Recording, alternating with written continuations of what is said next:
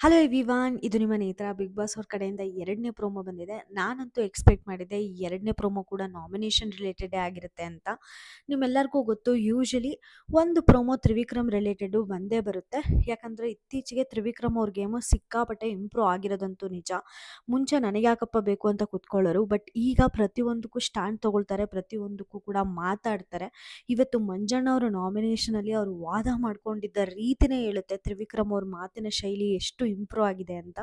ಮಾತಾಡೋಣ ಪ್ರೋಮೋದಲ್ಲಿ ಏನಿತ್ತು ಮತ್ತು ಹೆಂಗೆ ಮಾತಾಡಿದ್ರು ಅಂತ. ಅದಕ್ಕಿಂತ ಮುಂಚೆ ನನ್ನ ಚಾನಲ್ಗೆ ನೀವು ಯಾರಾದರೂ ಸಬ್ಸ್ಕ್ರೈಬ್ ಮಾಡ್ಕೊಂಡಿಲ್ಲ ಅಂದರೆ ದಯವಿಟ್ಟು ಸಬ್ಸ್ಕ್ರೈಬ್ ಮಾಡ್ಕೊಳ್ಳಿ. ವಿಡಿಯೋಗೆ ಲೈಕ್ ಮಾಡೋದನ್ನ, ಕಮೆಂಟ್ ಮಾಡೋದನ್ನ ಮಾತ್ರ ಮರ್ತೋಗ್ಬೇಡಿ ಅಂತ ಹೇಳ್ತಾ, ಹಾಗೆ ನಾನು ಮುಂಚೆ ಹೇಳ್ದಂಗೆ ಇದು ಕೂಡ ನಾಮಿನೇಷನ್ ರಿಲೇಟೆಡ್ ಪ್ರೋಮೋ. ಮತ್ತು ಟಾಮ್ ಅಂಡ್ ಜೆರಿ ಫೈಟು ಯಾವತ್ತಿಗೂ ಮುಗಿಯಲ್ಲ ಅನ್ನೋದು ನಮಗೆ ನಮ್ಮ ರಜತ್ ಅವರು ಮತ್ತು ಚೈತ್ರ ಕುಂದಾಪುರ ಅವ್ರನ್ನ ನೋಡಿದ್ರೇ ಗೊತ್ತಾಗ್ತಾ ಇದೆ. ಎಷ್ಟು ಕಿತ್ತಾಡ್ತಾರೆ ಗುರು. ಚೈತ್ರ ಅವ್ರ ರಿಯಾಕ್ಷನ್ನು ಹಂಗೆ ಇರುತ್ತೆ, ರಜತ್ ಅವ್ರು ಏನಾದರೂ ಹೇಳಿದ್ರೆ, ಮತ್ತು ಚೈತ್ರ ಅವ್ರು ಏನಾದರೂ ಹೇಳಿದ್ರೆ ರಜತ್ ಅವರು ಕೂಡ ರಿಯಾಕ್ಷನ್ನು ಕೂಡ ಡಬ್ಬಲ್ ಆಗಿರುತ್ತೆ. ಇಲ್ಲಿ ಸ್ವಲ್ಪ ರಜತ್ ಅವ್ರಿಗೆ ನೆಗೆಟಿವಿಟಿ ಬರೋ ಚಾನ್ಸಸ್ ಜಾಸ್ತಿ ಇರುತ್ತೆ. ಯಾಕೆ ಅಂತ ಕೇಳಿದ್ರೆ, ಅವರು ನಾಮಿನೇಷನಲ್ಲಿ ರೀಸನ್ ಕೊಡ್ತಾ ಇರೋದು ಕರೆಕ್ಟು, ಬಟ್ ಮಾತಾಡ್ತಾ ಇರೋ ವಿಧಾನ ಡೆಫಿನೆಟ್ಲಿ ತಪ್ಪು. ಅಂದರೆ ಅವ್ರ ಪ್ರಕಾರ ಯಾರು ಫಿಸಿಕಲ್ ಟಾಸ್ಕ್ ಆಡ್ತಾರೋ ಅವರು ಮಾತ್ರನೇ ಈ ಮನೆಯಲ್ಲಿ ಉಳ್ಕೊಳ್ಳೋಕ್ಕೆ ಕರೆಕ್ಟು ಅನ್ನಂಗೆ. ಬಟ್ ನಾವು ಈ ಟಾಸ್ಕ್ನ ಎಂಟೈರ್ ವೀಕ್ ಅನಲೈಸ್ ಮಾಡ್ಕೊಂಡು ನೋಡಿದ್ರೆ ಚೈತ್ರ ಅವ್ರ ಪ್ರೆಸೆನ್ಸು ಕೂಡ ತುಂಬ ಚೆನ್ನಾಗಿತ್ತು. ಪ್ರತಿಯೊಬ್ಬರನ್ನು ಕರೆಯೋದಾಗಲಿ, ಅವ್ರಿಗೆ ಟಾಸ್ಕ್ ಕೊಡೋದಾಗಲಿ, ಅವ್ರ ಹತ್ರ ಸೇವೆ ಮಾಡಿಸ್ಕೊಳ್ಳೋದಾಗಲಿ, ತಪ್ಪುಗಳನ್ನ ಕಂಡುಹಿಡಿಯೋದಾಗಲಿ, ಇದೆಲ್ಲನೂ ಕೂಡ ಪಾರ್ಟ್ ಆಫ್ ಅ ಟಾಸ್ಕೆ ಅನ್ನೋದನ್ನ ರಜತ್ ಅವರು ಅರ್ಥ ಮಾಡ್ಕೊಳ್ಳದೆ ಹೋಗ್ತಾ ಇದ್ದಾರೆ ಅಂತ ನನಗನ್ಸುತ್ತೆ.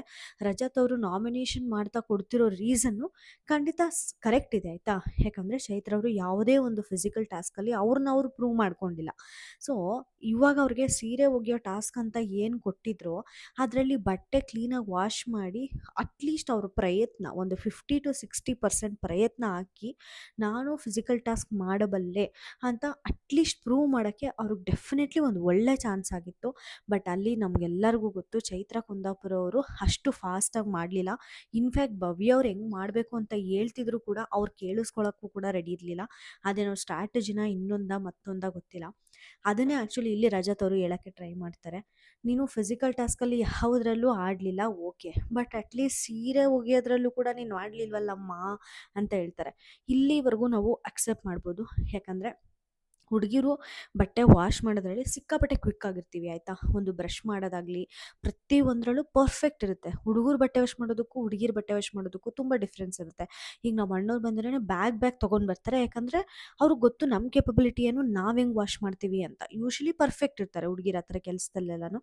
ಆ ಥರದ್ರಲ್ಲೂ ಕೂಡ ಚೈತ್ರ ಅವ್ರ ಕಾಂಟ್ರಿಬ್ಯೂಷನ್ ಬರದೇ ಇದ್ದಾಗ ನನಗೂ ಕೂಡ ಆ್ಯಕ್ಚುಲಿ ಬೇಜಾರಾಯಿತು. ಭವ್ಯವ್ರ ಮಾತನ್ನು ಕೂಡ ಕೇಳೋಕ್ಕೆ ಅವ್ರು ರೆಡಿ ಇರಲಿಲ್ಲ. ಇರ್ರೆಸ್ಪಾನ್ಸಿಬಿಲಿಟಿ ಅಂತ ಕೂಡ ನನಗನ್ನಿಸ್ತು. ಅಷ್ಟೇ ರಜತ್ ಅವರು ಮಾತಾಡಿದರೆ ಸಾಕಾಗಿರೋದು, ಬಟ್ ಅದನ್ನು ಮೀರಿ ಮಾತಾಡ್ತಾರೆ. ಇನ್ನು ಯಾಕಿರ್ತೀಯಮ್ಮ, ಹೋಗಮ್ಮ ಮನೆಗೆ ಅನ್ನೋದು ಸ್ವಲ್ಪ ಅತಿರೇಕದ ಮಾತು. ಯಾಕಂದರೆ ಅದನ್ನು ಹೇಳೋಕ್ಕೆ ಇವ್ರು ಯಾರು, ಆಡಿಯನ್ಸ್ಗೆ ಇಷ್ಟ ಆಗಲಿಲ್ಲ ಅಂದರೆ ಓಟ್ ಮಾಡದೆ ಆಚೆ ಕಳಿಸ್ತಾರೆ. ಇನ್ಫ್ಯಾಕ್ಟ್ ಅವ್ರು ಏನಾದ್ರೂ ಈ ಸಲ ನಾಮಿನೇಷನ್ ಬರ್ತಾರೆ ಅನಿಸುತ್ತೆ, ಪ್ರಾಬಬ್ಲಿ ಬಂದರೆ ಹೋಗೋ ಚಾನ್ಸಸ್ ಕೂಡ ಜಾಸ್ತಿ ಇರುತ್ತೆ. ಐಶು ಮತ್ತು ನಮ್ಮ ಚೈತ್ರ ಕುಂದಾಪುರ ಅವರು, ನಿಮ್ಮೆಲ್ಲರಿಗೂ ಗೊತ್ತು ಯಾರು ಟೆಲಿವಿಷನ್ಗೆ ಜಾಸ್ತಿ ಬೇಕಾಗ್ತಾರೆ ಅಂತ ಕಲರ್ಸ್ ಕನ್ನಡಗೆ ಅನಿಸುತ್ತೋ ಅವ್ರನ್ನ ಈಸಿಯಾಗಿ ಎಲಿಮಿನೇಟ್ ಮಾಡಲ್ಲ. ಸೊ ಚೈತ್ರ ಅವರ ಇದು ಕಲರ್ಸ್ ಕನ್ನಡಗೆ ಸ್ವಲ್ಪ ಕಡಿಮೆನೇ ಇರುತ್ತೆ. ಸೊ ನನಗೆ ಅನಿಸೋ ಪ್ರಕಾರ ಈ ಸಲ ಚೈತ್ರ ಅವರು ನಾಮಿನೇಷನ್ಗೆ ಬಂದರೆ ಒಂದು ಫೇರ್ ಎಲಿಮಿನೇಷನ್ ಅಂತ ಆದರೆ ಮಾತ್ರ ಚೈತ್ರ ಅವರು ಉಳ್ಕೊಳ್ತಾರೆ. ಬಟ್ ಅನ್ಫೇರ್ ಎಲಿಮಿನೇಷನ್ ಅಂತ ಆದರೆ ಚೈತ್ರ ಅವರು ಡೆಫಿನೆಟ್ಲಿ ಎಲಿಮಿನೇಟ್ ಆಗ್ತಾರೆ. ಇದಂತೂ ಬಟ್ ಅದನ್ನು ರಜತ್ ಅವ್ರ ಬಾಯಿಂದ ಹೇಳಿದ್ದು ನನಗೆ ಇಷ್ಟ ಆಗಲಿಲ್ಲ. ಯಾಕಂದರೆ ಅವರು ಕೂಡ ಜಸ್ಟ್ ಒಬ್ಬ ಕಂಟೆಸ್ಟೆಂಟು. ಅವರು ಬೇರೆಯವ್ರನ್ನ ಜಡ್ಜ್ ಮಾಡೋಕ್ಕೆ ಆಗಬಾರ್ದು. ಅದು ಬೇರೆಯವ್ರಿಗೂ ಕೂಡ ತುಂಬ ಮನ್ಸಿಗೆ ನೋವು ಮಾಡುತ್ತೆ ಮತ್ತು ಅವರ ಕಾನ್ಫಿಡೆನ್ಸ್ನ ಕೂಡ ಕುಗ್ಸುತ್ತೆ. ಆ ಥರ ಮಾತಾಡಿದ್ದು ಸರಿ ಇರಲಿಲ್ಲ.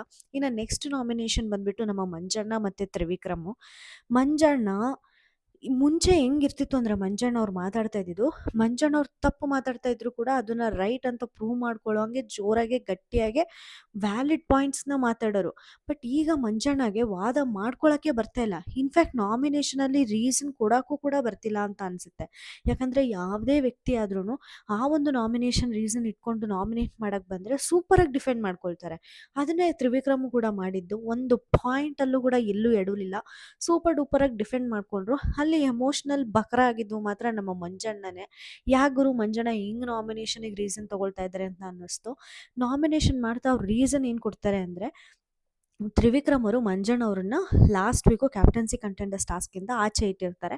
ಆ ರೀಸನ್ ಏನಪ್ಪ ಆಗಿರುತ್ತೆ ಅಂದರೆ, ಆ ರಾಜನ್ ಟಾಸ್ಕಲ್ಲಿ ಎಲ್ಲರೂ ಮಾತಾಡ್ಕೊಂಡಿರ್ತೀವಿ, ಹೋಗಿ ಆ ಒಂದು ಪಟ್ಟಾನ, ಆ ಒಂದು ರಾಜನ ಸೀಟ್ ಅವ್ರ ಕುರ್ಚಿನ ಮಾತಾಡಿ ಇಸ್ಕೊಳ್ಳೋಣ ಅಂತ. ಬಟ್ ನೀವು ಹೋಗಿ ಡೈರೆಕ್ಟಾಗಿ ದಾಳಿ ಮಾಡಿಬಿಡ್ತೀರಾ. ಅದು ಎಲ್ಲೂ ನಾವು ಡಿಸ್ಕಸ್ ಮಾಡಿರಲಿಲ್ಲ. ಆದ್ದರಿಂದ ನೀವು ಜನ ಇದನ್ನು ನೇಮಕ ಮಾಡ್ಕೊಳ್ಳೋದ್ರಲ್ಲಿ ಫೇಲ್ ಆಗ್ತೀರಾ ಅಂತ ಅಂದ್ಬಿಟ್ಟು ಮಂಜಣ್ಣನ ಕ್ಯಾಪ್ಟನ್ಸಿ ಕಂಟೆಂಡರ್ಸ್ ಟಾಸ್ಕಿಂದ ಆಚೆ ಇಟ್ಟಿರ್ತಾರೆ ಈ ತ್ರಿವಿಕ್ರಮು.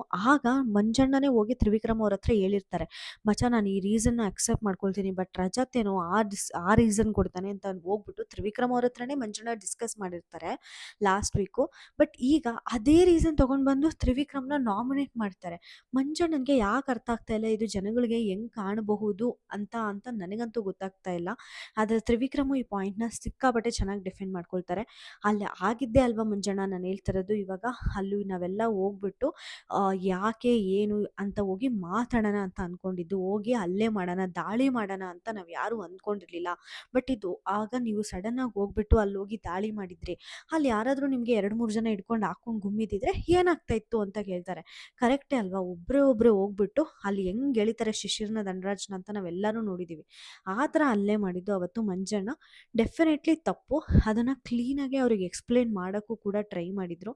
ಆಗ ನಮ್ಮ ಮಂಜಣ್ಣವರು ಹಿಂಗೆ ರಿಯಾಕ್ಷನ್ ಕೊಡ್ತಾರೆ. ಅದಕ್ಕೆ ತ್ರಿವಿಕ್ರಮ್ ಅವರು ಅಂದರೆ ಏನು ಅಂತ ಅಂದರೆ, ನಾನು ಇರೋದೇ ಹಂಗೆ ಅಂದರೆ ತ್ರಿವಿಕ್ರಮ್ ಅವರು ಸೂಪರಾಗಿ ಹೇಳಿದ್ರು, ನೀವಿರೋದು ಹೆಂಗೆ ಅಂತ ನಮಗೂ ಚೆನ್ನಾಗಿ ಗೊತ್ತು ಆಯಿತಾ ಅಂತಾರೆ. ಅಂದರೆ ಒಂದೊಂದು ಪಾಯಿಂಟು ಇಷ್ಟು ಕೂಡ ಎಲ್ಲೂ ತ್ರಿವಿಕ್ರಮ್ ಬಿಡ್ತಾ ಇಲ್ಲ. ಎಲ್ಲಿ ಬೇಕೋ ಎಲ್ಲಿ ಉತ್ತರ ಕೊಡಬೇಕೋ ಅಲ್ಲಿ ಫಟಾಫಟ್ ಕೊಡ್ತಾ ಇದ್ದಾರೆ. ಈ ಥರ ಒಂದು ತ್ರಿವಿಕ್ರಮ್ನೇ ಆ್ಯಕ್ಚುಲಿ ಜನ ಇಷ್ಟಪಡ್ತಾ ಇದ್ದಿದ್ದು. ಆ ಥರ ತ್ರಿವಿಕ್ರಮು ಆಲ್ಮೋಸ್ಟ್ 50-60% ಅಂತೂ ಬಂದಿದ್ದಾರೆ. ಯಾವುದೇ ಒಂದು ಪಾಯಿಂಟ್ಗೆ ಮುಂಚೆ ರಜತ್ ಏನಾದರೂ ಬಂದು ಅವ್ರ ಹತ್ರ ಕಂಪ್ಲೇಂಟ್ ಮಾಡಿದ್ರೆ ಸುಮ್ಮನೆ ನಕ್ಕೊಂಡು ಎದ್ದೋಗ್ಬಿಡೋರು. ಬಟ್ ಇವಾಗ ಯಾರಾದರೂ ಒಬ್ಬರು ಬಂದು ಅವ್ರ ಹತ್ರ ಕಂಪ್ಲೇಂಟ್ ಮಾಡ್ತಾ ಇದ್ದಾರೆ ಅಂದರೆ ಅದ್ರ ಬಗ್ಗೆ ಯೋಚನೆ ಮಾಡ್ತಾರೆ.